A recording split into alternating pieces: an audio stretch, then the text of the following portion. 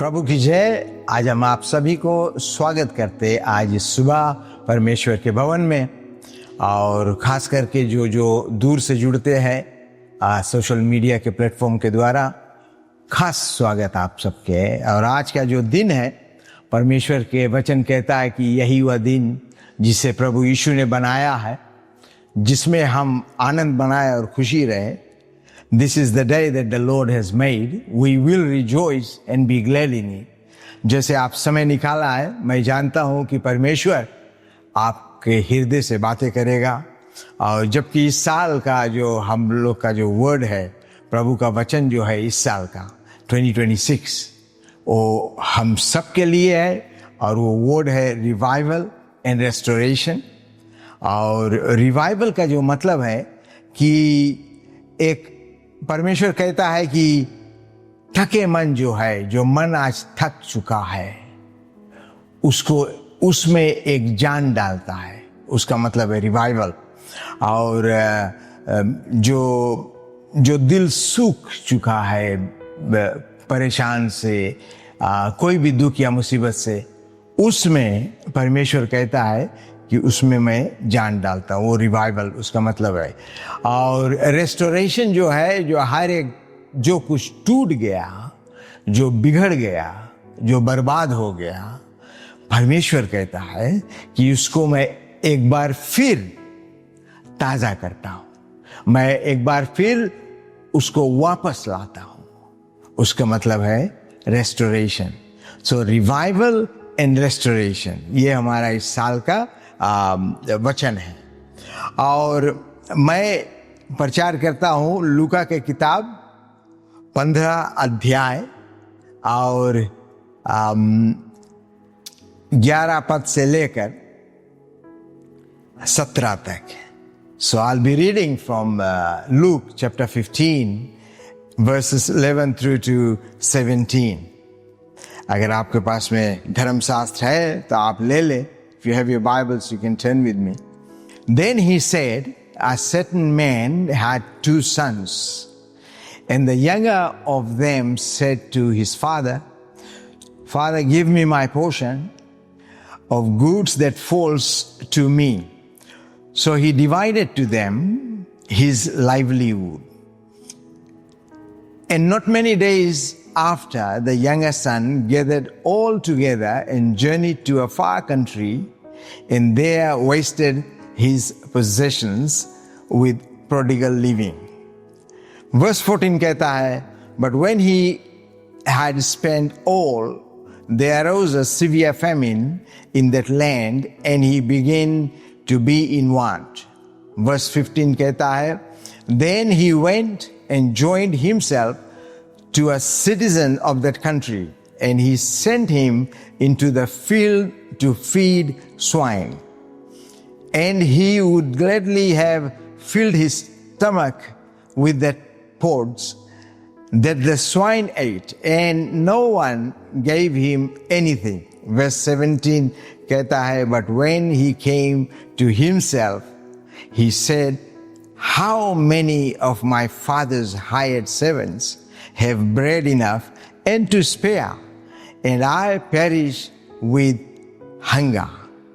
I'll cover verse 18 as well. I will arise and go to my father and say to him, Father, I have sinned against heaven and before you. Let's bow our head in prayer. Father, we say thank you for this living and powerful word. As your word is preached to your beloved people, children, this morning, Lord, you will bless them. You will touch every heart. Lord, you will talk to them individually and collectively. Thank you, Father. In Jesus' name, Amen. परमेश्वर के वचन हमें दिखाता है कि एक पिता के पास 2 बेटे थे, और उसमें से जो छोटा बेटा था उसने कहा अपने पिता से कि हे पिता, जो धन संपत्ति मेरे ओर है, जो मेरा शेयर है, मेरा हिस्सा जो है, वो आप मुझे दे दे। और पिता ने वैसे ही किया जैसे उसने कहा। और बाइबल कहता है कि ये जो धन संपत्ति है यही इस घराने का आमदनी था। तो एक पिता ने अपने छोटे बेटे के मांगों को पूरा करने के लिए उसने इस सारे धन संपत्ति को 2 भाग में किया, और जो भाग छोटा बेटा के पड़ता था उसने उसको दे दिया। बाइबल कहता है कि वहां से थोड़े दिन के बाद ये जो छोटा बेटा था उसने अपने घर को छोड़कर, अपने पिता के घर को छोड़कर और बहुत दूर चला गया, जहां पर वो एक ऐसा जीवन व्यतीत करता था जहां पर उसके मन पसंद वो दौलत, वो शान शोहरत, उन सब में, दुनिया की दुनियादारी में वो फंस गए बुरी तरह से। अब बाइबल कहता है जो पैसा वो ले गया वो सब खत्म हो गया। एक बाप के धन दौलत, जो मेहनत से कमाई हुई दौलत को उसने इस प्रकार से उसके उड़ाया उन पैसे को कि सब कुछ खत्म हो गया। खत्म होने के बाद बाइबल कहता है कि उस जगह पर, उस भूमि में, उस देश में अकाल पड़ा बहुत भारी से, और इस अकाल में अब रहने के लिए जगह नहीं, खाने के लिए खाना नहीं, भोजन नहीं, अब जिए तो कैसे जिए। बाइबल कहता है कि उसी गांव के एक सिटीजन से इसने बातें की कि आप मुझे नौकरी दे दो, कम से कम हम खाना तो खा सके। तो उस भाई ने इसको एक नौकरी दिया, और वो था कि सूअरों को भोजन देना। बाइबल कहता है वो काम शुरू किया और करने लगा, और करते करते उसके जो भोजन है, जो सूअरों के जो खाना है, वो खाना शुरू किया, वो भोजन को लेना शुरू किया। देखने में तो बहुत अजीब लगेगा, क्योंकि एक ज्यूइश लड़का, यहूदी लड़का जो ऊंचा माना जाता है, जिसके मान सम्मान बहुत ऊंचा है, वो बेटा आज सूअरों के बीच में अपने जिंदगी को व्यतीत करता है। ये देखने में, सुनने में ये बहुत दुख होता है। इस कारण दुख है क्योंकि उस बेटे ने अपने पिता के घर को छोड़ा। ऐसे ही आज भी जिंदगी में कई एक लोग हैं, कलीसिया में भी है, जो अपने पिता के घर छोड़कर और धीरे धीरे दुनियादारी में अपने जीवन को व्यतीत करते हैं, पिता के घर छोड़ के। जब वो पिता के घर में था, बाइबल कहता है उसके खाने पीने की किसी चीज की कमी नहीं रहा, उसके पहनने ओढ़ने के कोई भी चीज की कमी नहीं रहा। बाइबल यहां तक भी कहता है कि उसके पांव में जूते थे।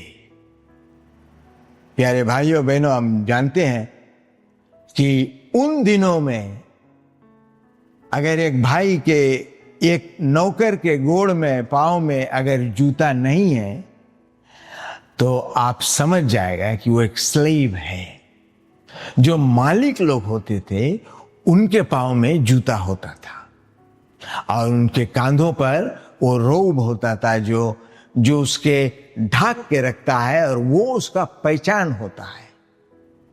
जो भी इंसान परमेश्वर के घर में है वो परमेश्वर के पवित्र लहू से ढका है, बाइबल कहता है। और उसके उंगली में, बाइबल कहता है कि उसके उंगली में एक छल्ला था, यानी कि रिंग।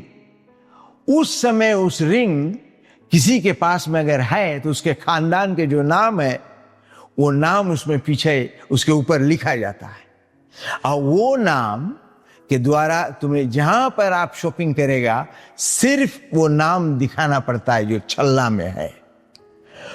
उस छल्ले के नाम के द्वारा आपके सब कुछ, जो भी सौदा है, जो भी खाना पीना, जो कुछ तुम्हें जरूरी है, बाइबल कहता है कि उसको दिया जाता है, क्योंकि उसके पिता का नाम उसमें लिखा होता है।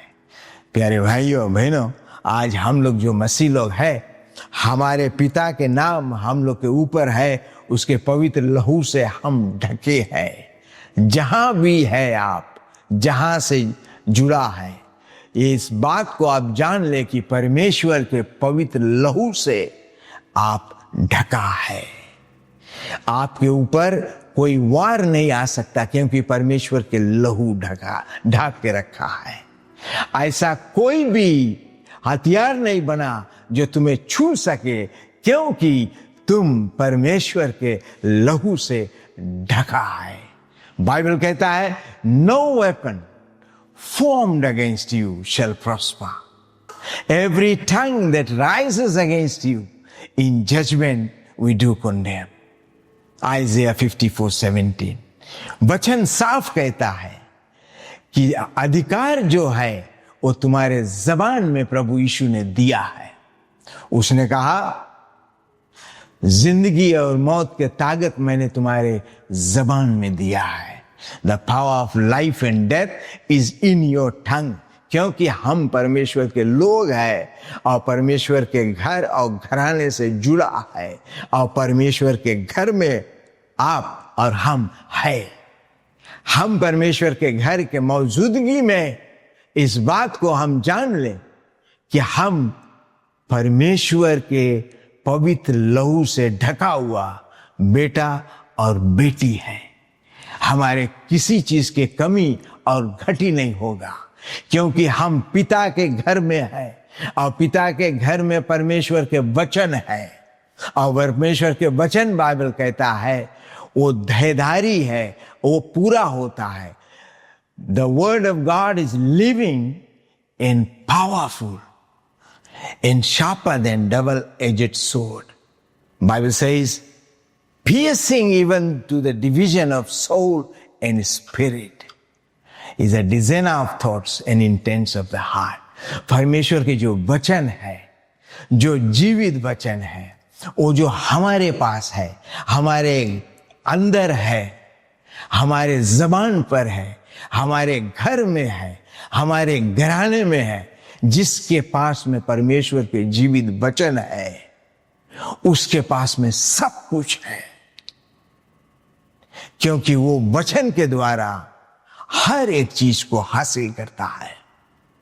प्यारे भाइयों और बहनों, my brothers and sisters, it is the word of God that gives, that enables us to acquire anything that we want. Only through the word of God. Nothing else. Is just through the word of God. Bible कहता है, इस व्यक्ति ने अपने पिता के घर छोड़ चुका, छोड़ने के बाद में बहुत दूर निकल गया। ये आज बहुत से लोग चर्च में हैं, कलीसिया में बहुत से लोग आपको मिलेंगे, और कई सालों से है, वे हैं चर्च में, लेकिन स्पिरिचुअली, आत्मिक रीति से परमेश्वर के घर से बहुत दूर हो गया। आप लोग बहुत जगह देखा होगा कि कल तक वो व्यक्ति परमेश्वर के वचन को लेकर घर घर जाता था, कल तक वो व्यक्ति परमेश्वर के प्रार्थना सभा में सबसे पहले रहेगा, कल तक वो व्यक्ति जब भी कभी कुछ है परमेश्वर के कार्य, वो आगे खड़ा होता था। आज वो नहीं दिखाई देता।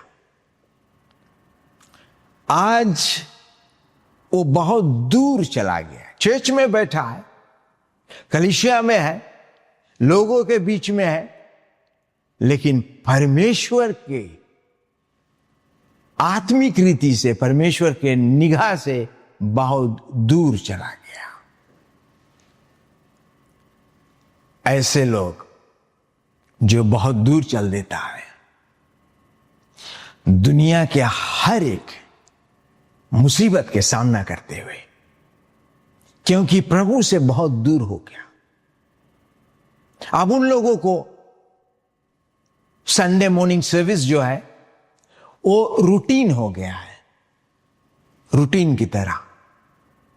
वर्शिप में एक रूटीन है, चर्च आना और जाना एक रूटीन हो जाता है, क्योंकि वो दूर हो गया परमेश्वर से, बहुत दूर हो गया। बाइबल कहता है इस व्यक्ति के जीवन में बहुत कुछ बदल गया। खाने के लिए खाना नहीं, कपड़े जो पहनता था अब वो कपड़े भी नहीं रहे,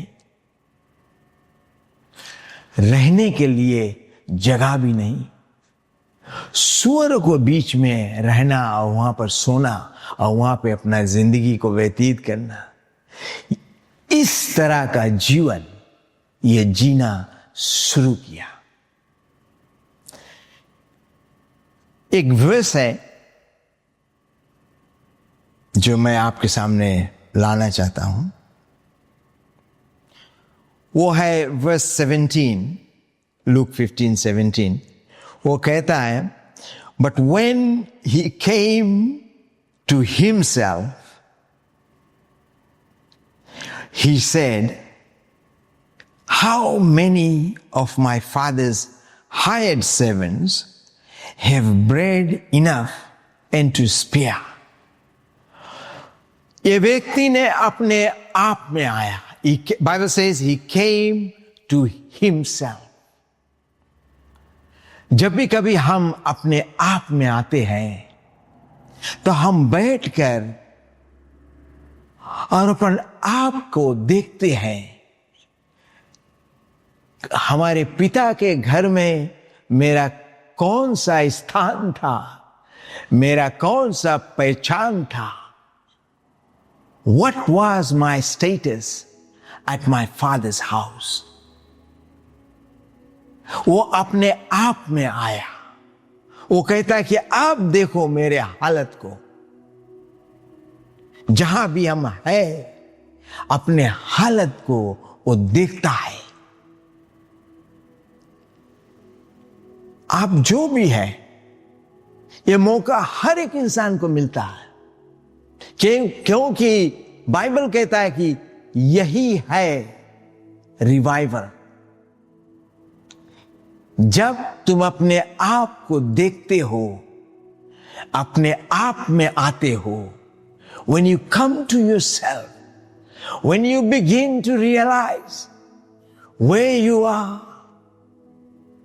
उस समय, that very moment, revival takes place. इसके मतलब है कि तुम अपने आप में जाग गया है, अपने आप के देखता है और कंपेयर करता है कि कल तक जब हम अपने पिता के घर में अपने जीवन को व्यतीत करते थे, मेरा जीवन कैसा था, किस प्रकार के कपड़े मैं पहनता था, किस प्रकार के भोजन, जब भी कभी जहां से खरीदना है, कैसे हम पिता के सिग्नेचर, वो छल्ला में जो सिग्नेचर है, वो हर एक दुकान के पेमेंट करता था। कैसा था वो दिन जब पांव में हमारा जूता था, क्योंकि हम एक नौकर नहीं था, हम एक मालिक था। और आज कहां से हम कहां पहुंच गए। ना तन पे वो कपड़ा है, ना हाथ में वो अंगूठी है, ना पांव में वो जूता है, सब कुछ चला गया। He realizes that. You and I may be going through the same thing. The Word of God wants to remind you that once you were in the Father's house. परमेश्वर के राज में आप एक दिन थे और उस समय आप आगे आगे दौड़ते थे प्रभु के काम में, प्रभु के कार्रवाई में। चर्च के कोई भी काम हो, सबसे पहले आप आएगा। लेकिन आज बहुत दूर हो गया। Bible says revival takes place. He came to himself and he begins to analyze that I have drifted too far.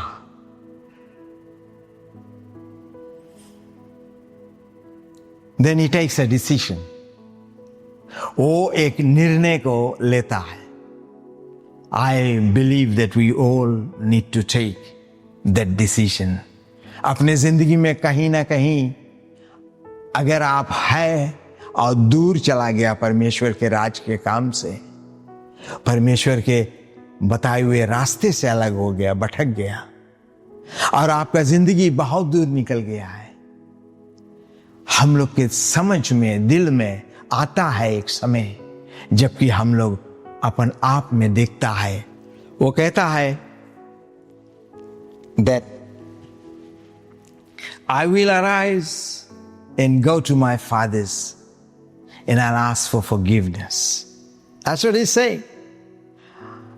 I will get up from here. I'll go to my father who's mighty and powerful, who has everything in abundance. The Bible says उसके जितना भी नौकर के भोजन, पानी, देख रेख, सब कुछ से ज्यादा उसके पास में है। So much to spare, Bible कहता है। बहुत से ऐसे चीज है जो उसके पास हद से ज्यादा है। Jesus said, I've come to give you life and life in abundance. इसके मतलब है प्रभु यीशु ने कहता है कि मैं इसलिए आया ताकि तुम आनंद जीवन पाओ और बहुतायत से पाओ।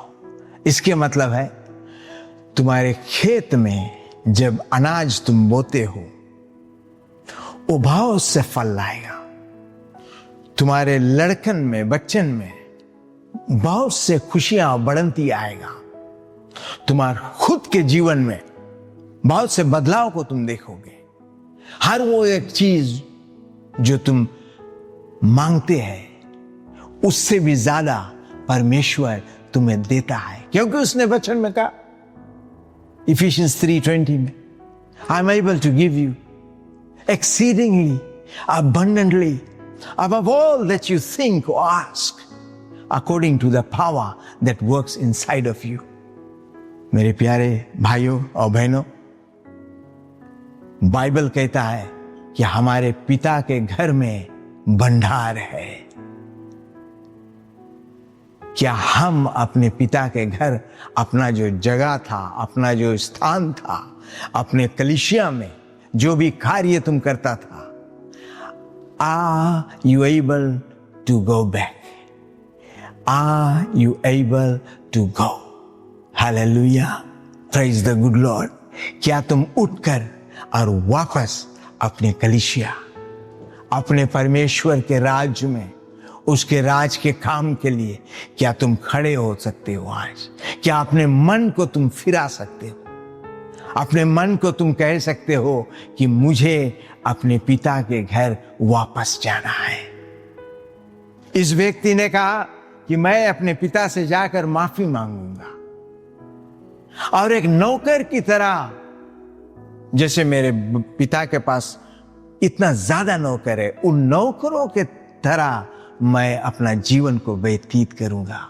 लेकिन बाइबल आगे कहता है वर्स 19 में, and I am no longer worthy to be called your son.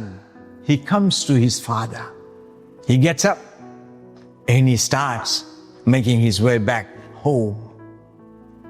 Bible कहता है कि बहुत दूर से इसके पिता ने देखा कि मेरा बेटा वापस आ रहा है। धर्मशास्त्र कहता है कि उसने सब कुछ छोड़कर, सब कुछ छोड़कर अपने बेटे की ओर बढ़ा और उसके गले मिला, उसके कंधे पर अपना सर रखा। और बहुत खुशी के समय था जब एक बाप अपने बेटे से उस तरह मिलता है। बाइबल कहता है उसने सोचा कि मैं माफी मांगू अपने पिता से। उसके पिता ने कहा, अपने नौकरों से कहा उसके पिता, verse 22, but the father said to his servants कि bring out the best robe and put it on him। बोले सबसे महंगा वो कपड़ा लेकर आओ, वो जो उसके चोला था उसके ऊपर ढाक दो, ताकि वो समझ जाए कि एक पिता के दरबार में अब तुम खड़ा है। And put a ring on his hand and sandals on his feet। 3 things he lost when he left home। जब तुम अपने जगह से परमेश्वर के निगाह से दूर हो गए, 3 चीजों को तुमने खोया है।